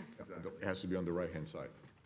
So anyway, explore the front to also have an additional parking space and the bike rack be placed somewhere else by the trash can enclosure. Or inside. Take it inside. It's a bike.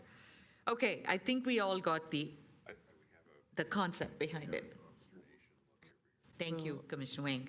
Thank you. For clarification, so I understood, I was with you when you were describing the, providing a plan for alternate commuting methods, such as Shared talking to surrounding properties about shared parking agreements, shared transit agreements, parking passes, bicycle racks, mechanical parking lifts, to the satisfaction of the Director of Community Development.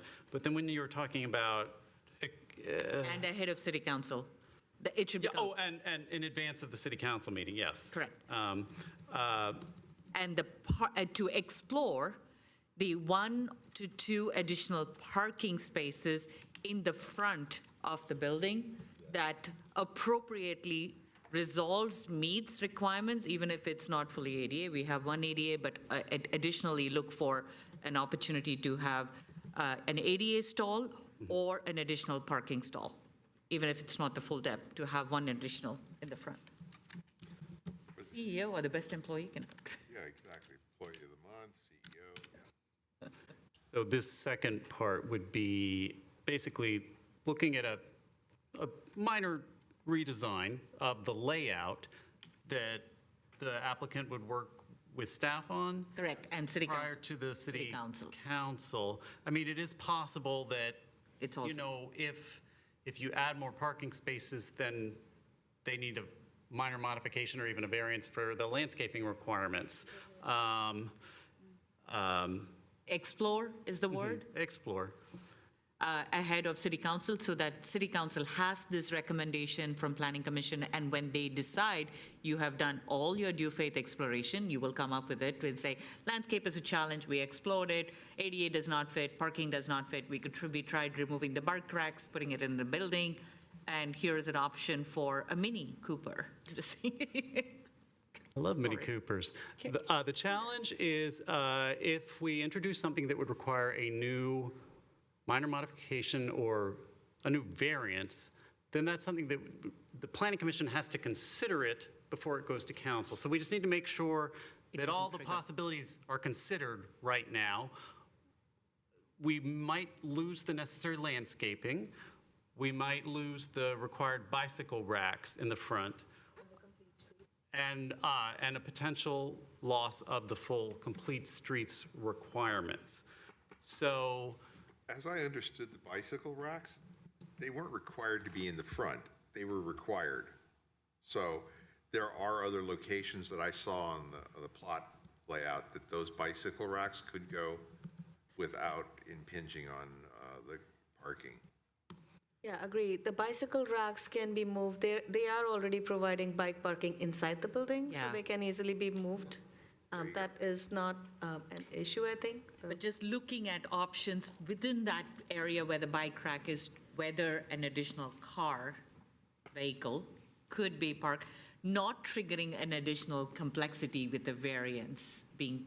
well, I'm trying to give sufficient flexibility here. I just want to state for the record that a yes vote on this motion includes the possibility that this application, that this variance will now include a reduction in the landscaping or the complete streets requirement. If you're voting yes, then you're voting to accept that as a possibility. You are considering that as a part of your motion. And is that, It is a possibility, completely agreed. If that happens, would this application have to come back to Planning Commission because of the possibility, and it's only because it's a variance? No, because I've just stated that for the record It in the does. minutes, and Okay. you understand that to be part of your yes vote. Yeah. It won't have to come back. Okay. If City council. the council approves that. Okay? Commission, it's a motion, it's just an add alternate there. Okay, it makes more sense now. Thank you. Okay? Have to resecond this again? Yes. For the record, does For the record, I will resecond the motion. Okay. All 14 paragraphs. Luckily, I type fast.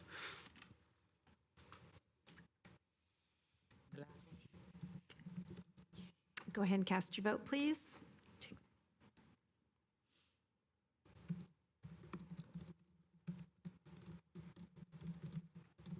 Okay, the motion passed. Thank you.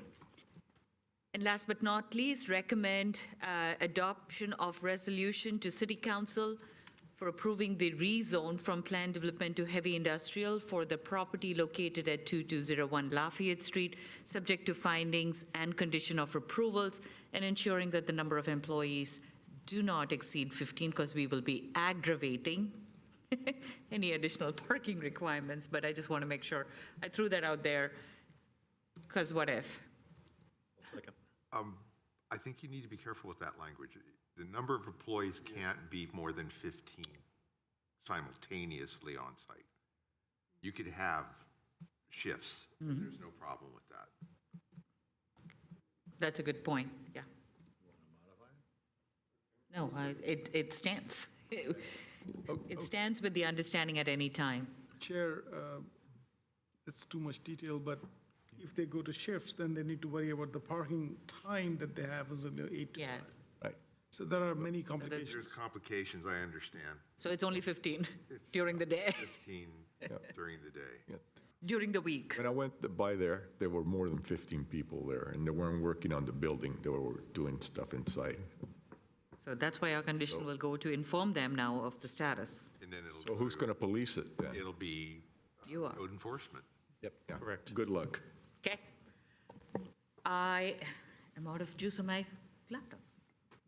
So we have a motion. Second. For the record, the motion was made by Commissioner Chair Kuru, seconded by Commissioner Crutchlow. Thank you. I will reiterate next time. Please cast your vote.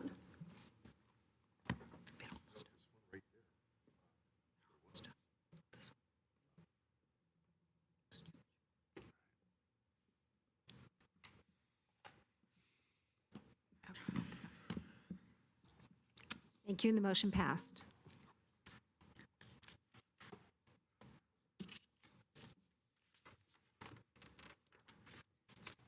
Thank you, Chair, and congratulations to the applicant. Well, not yet. They're back at the drawing board a little bit, so.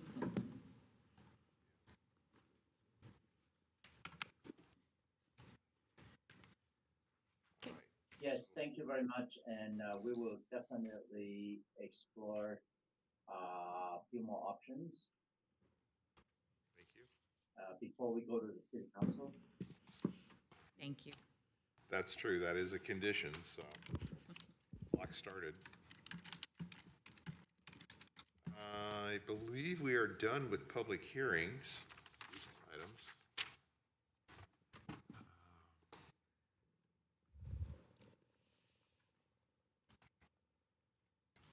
We're done with voting. We can move on to reports of commission, board liaison, and committee.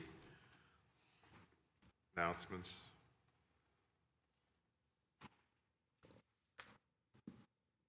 Staff, are there any announcements? Okay, we don't have any. I don't. Staff has no announcements. Well, I have an announcement. I have something I'd like to get recorded and hopefully communicated to staff. in a personal objective of trying to reach someone of authority within the city on a particular project that I've been trying to pursue for the last 2.5 years, I have been disappointed at the complete lack of response I've been getting. I sent a request for information and review on the web email on 7/1/24. Sent a direct email to Cynthia Bajorquez, the Director of Parks and Recreation, on 7/9/24.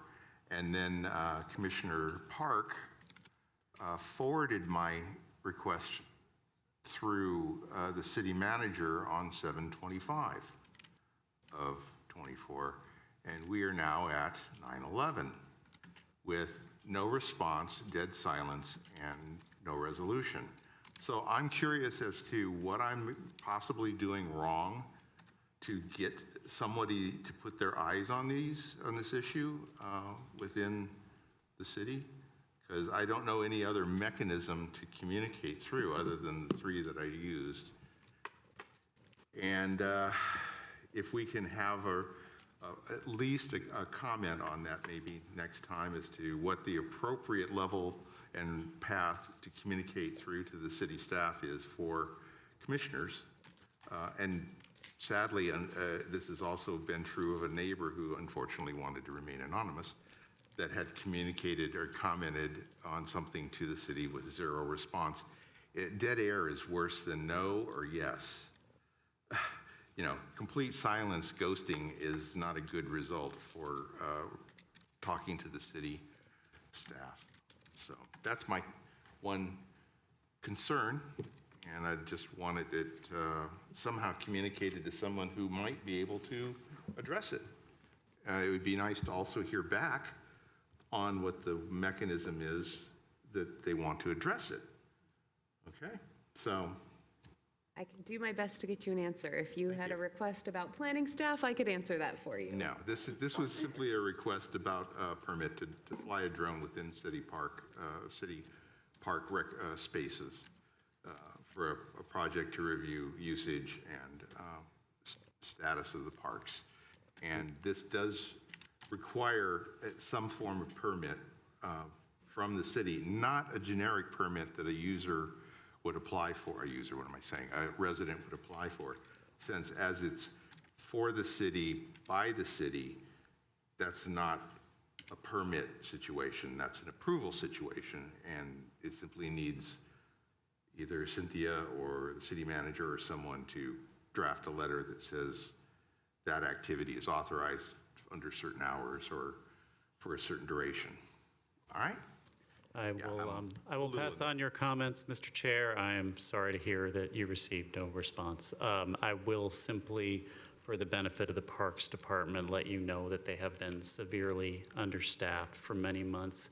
Last week, there was finally an announcement of a new director being appointed. So they have been very understaffed for a long time. I was speaking to them this morning about a number of projects that have had to be stalled, postponed because of the dire staffing situation. Again, I'm not saying it's right what happened to you, but I just want to give them a little bit of defense because they've really been. Yeah, I think the patience level kicked in for a while, but 7/1 to 9/11. Understood. I don't think that, staffing limitation, you can find 5 minutes to respond to an email, hopefully. And I'm more concerned for our residents who are possibly firing these requests and questions in and receiving nothing. That would be a very disquieting situation. Okay, that's it for me. Oh, I'm trying to be nice. No, that would be a next step, is to walk up and knock on somebody's door, but I think that's probably inappropriate. All right, so we have announcements, other items, okay. Travel and training reports, requests for attending trainings or meetings. Through the chair, just wanted to bring this in light of the data center approved. We were going to have staff come to us with some options to feel more intelligent about data centers. Do we have a suggestion, recommendation, ETA? No, I did a little research on that. Harder to do than you would think. I had some suggestions from other states, in fact, of people that might be willing to come speak with us. But I don't have anything further than I did some initial research, and it was not easily doable thing to do, but it is still on my list of items to try to get you someone to speak on data centers. And I appreciate that. I just wanted to highlight that some Yeah. comments were made, and yet we received some other public comments, also recognizing that there's both sides of a debate still open, and we want to make sure that there is there's an appropriate forum and an actual education of this topic, because I could sense a level of frustration from the person who wrote the comms, or to the mayor and to city council as well. So just bringing that awareness that as the planning commission, we also have our perceived notions. I'm being politically correct here for lack of a better way to say it, but just wanted to see if we have some level of follow through on the request. Excuse me, you couldn't get anybody like from digital or anything like that to come over and speak to us? That I can ask. We were looking for someone to, like the Commissioner Chirku said, to give more of an educational, not necessarily someone to sell you on their specific data center. I would love but- to somebody try to sell me something. I thrive on that. But I can ask. I got a data center to sell you if you want. I think that, with my background, there are several people I can reach out to if that would be helpful to. Yeah, sure. If you have contacts, I would love to have them. Yeah, and I will go ahead and do that and see what I can help, because I definitely wanted to have that study group for data centers. But also, I'd like to know, it's my understanding too that city council has already kind of said no more data centers? Not that I'm aware of, no. They approved one that's going to be built in maybe 8 to 10 years. It doesn't matter. They approved one. I understand that. Okay, it doesn't matter if it's going to be 8 or 10 years. It could be. Mario? Yeah. One at a time. So staff, I'm just not going to, I'm going to just say that it is something that I have heard. And so maybe you can confirm that, if that is something that they have happened or they're considering, because I heard otherwise. Not that I'm aware of. I don't know, Sander.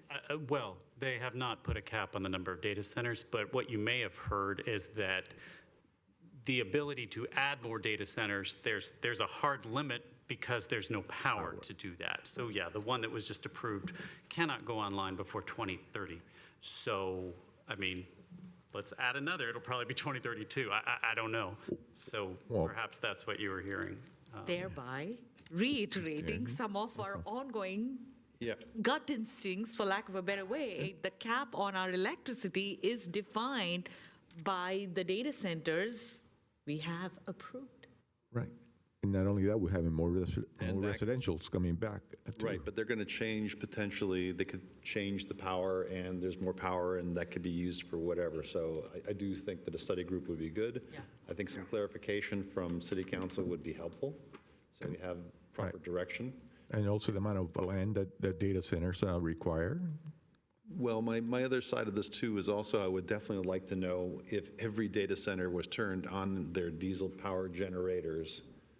I still have that question. How would it work in a valley, given that the studies that they do to estimate aren't based on being in a valley and the CEQA stuff. So I think there are a lot of questions that we can come up with, but I would definitely like to at least get started with coming up with what questions we should be asking. So my feeling is, let's have that study group. I'll try and help find some people that can educate us a little bit more about what's going on and go from there. Is it reasonable to possibly invite city council so that they could gain from this knowledge also, instead of have a secondhand view of what's going on?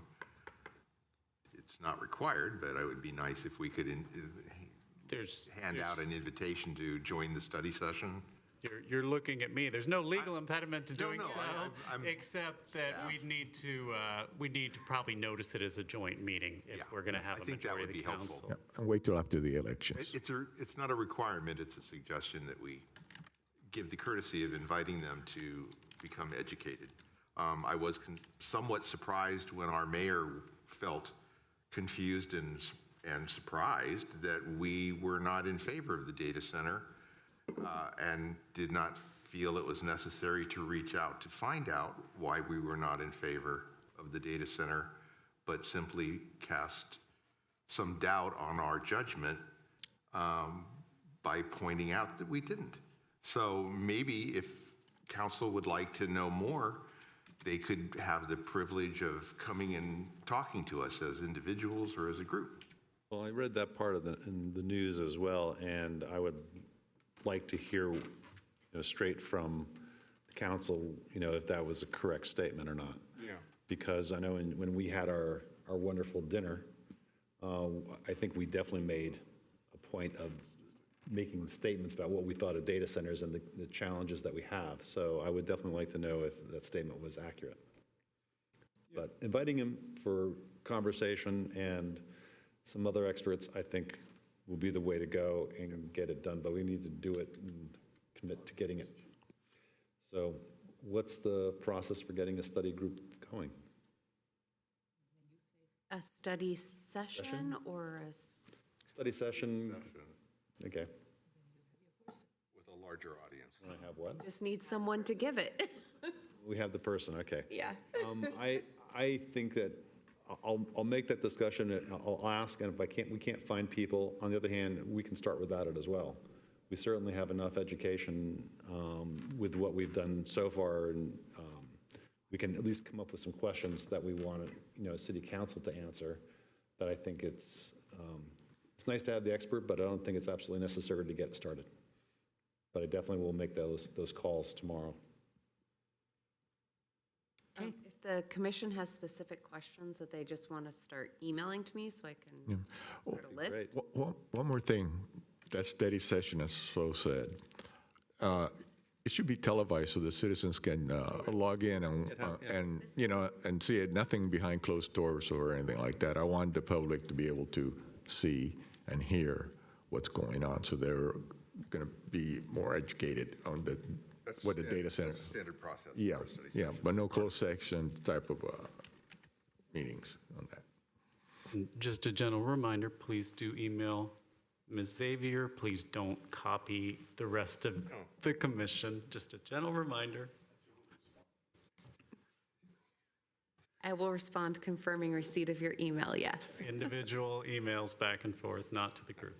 Thank you. Yeah, I have to, well, for disclosure, the only conversation I've had on the data center was with Councilman Park, because he's literally across the street from me and walks by and says, "Hi, what's new?" And I was like, "Well, we got a data center coming." And that was the beginning of the conversation. So at least he understood some of our concerns, but I don't know if he had an opportunity to communicate it. So just a case in point, Chair, if I may, the point that Commissioner Crutchlow brought up. So if I remember correctly, there was a search done by Commissioner Cherukuru, which came up with a result that somewhere about 50% of the state's data centers are in the city of Santa Clara. Some in state has about 1% of the data centers on the internet are in Santa Clara.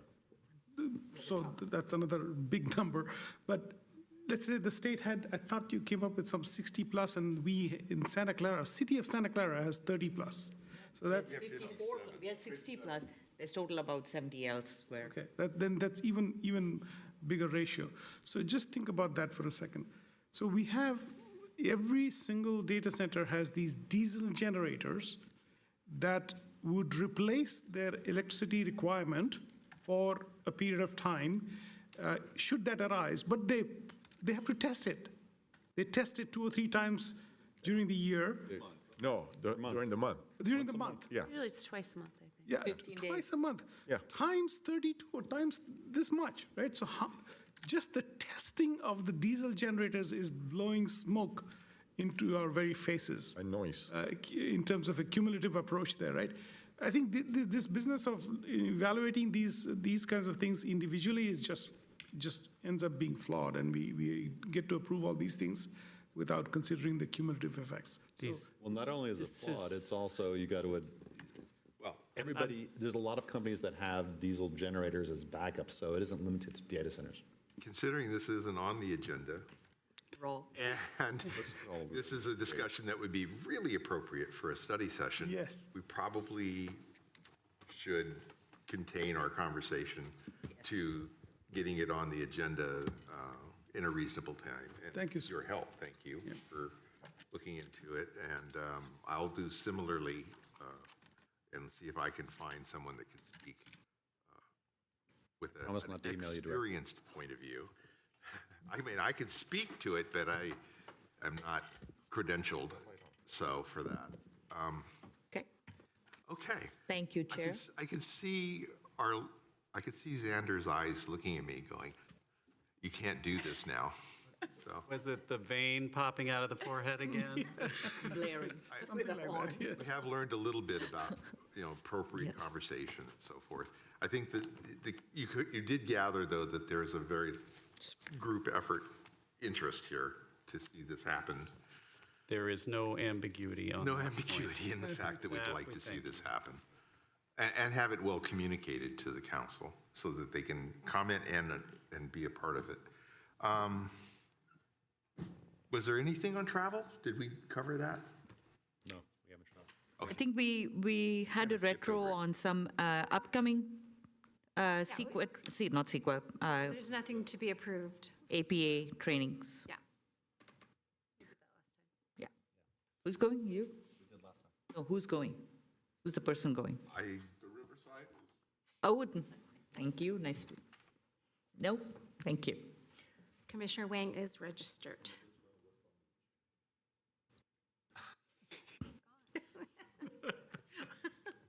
Yeah, I was going to the training in Tahiti, right?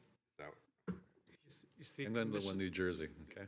Commissioner Bouza had the right idea to not turn on his microphone to say things like that. So- But there are people that can read lips, just in case. Okay, everything that is just go. said is for jest. Yes. People can, please, for the record. We're all two people that are watching, including my wife. All right. all right, so that was that. Upcoming agenda items? So your next meeting is October 9th? Is that right? Just want to make sure the AT&T Yes. for the continuous issues we are recognizing, just do a little more. So the continuance from this evening, we will be noticing that continuance once the date is selected. October 9th is the next date. Should they be able to make it, then it would be noticed and put on that agenda. Acknowledging the receipt of two members online as well. Okay. And in that case, I will need to announce that I will not be able to attend that meeting, On October 9th? October 9th. My apologies for skipping over the budget update. I looked at it in front of me and then skipped right over it in the agenda. Maybe you want to touch on that? Sure. Thank you. Let's see here. As far as the budget update, just as a reminder, your starting budget was $17,318. This month, we processed expenses for the conference for Commissioner Wang, and right now, your balance is at $14,815.49. Let's not forget the Yard and Wine this weekend, and maybe you'll be able to speak to somebody from the Park and Recs. Yeah, maybe I They'll can be go over there. outside to come back in. That's a useful approach. Just as another side comment on the budget, I appreciate the city having purchased this iPad for me, and this being my second keyboard. It's already worn through. So I don't know if we want to try and do another keyboard. I will investigate alternatives that are a little bit more sturdy, but I perhaps want to, before the end of this process, replace that. Yeah, Yeah. Yeah, you're welcome to find what it is you want and Yeah, just send the I just information. have, we can I have get no that. idea. This is the only one that I found that was recommended, but it comes apart, it peels at the edges, and all the keys have worn off. I haven't had any problem. What have you been doing to your thing? I use it, I use it for everything city-related. To hit people? Mapping, reading, doing everything. But I mean, like, I wear what do you, like, sandpaper smack fingers. it or what did you do to this thing? I don't. Moving on. Moving on. Yes, thank you. That was a good suggestion. There is a Bluetooth with the regular keyboard you could use. Could psychically connect. City council actions? The last city council action was they did approve the data center on Bowers Avenue, which we did already discuss this evening. Great, let's go to an adjournment. How does that make you feel? No. We should go to their counseling session. Don't go there. Just want to remind that our weekend coming up is our Art and Wine Festival, one of our city's gold stars events.